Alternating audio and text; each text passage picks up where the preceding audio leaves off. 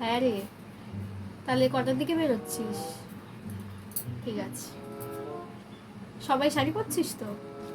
আচ্ছা আচ্ছা, ঠিক আছে, তাহলে রাখ, আমি বেরিয়ে কল করছি, ঠিক আছে? আজ তো বসন্ত উৎসব, যাই মায়ের ওই হলুদ শাড়িটা গিয়ে পরি, মজা হবে। যাই মাকে ডাকি তাড়াতাড়ি। কোথায় গেল মা?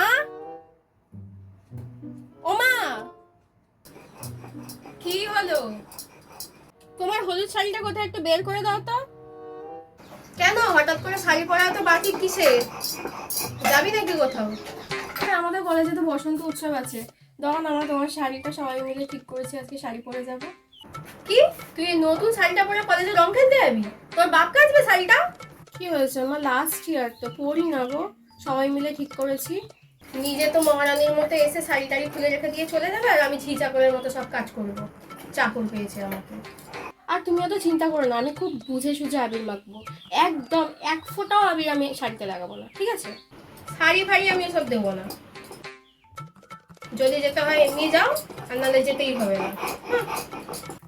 ভালো লাগে না।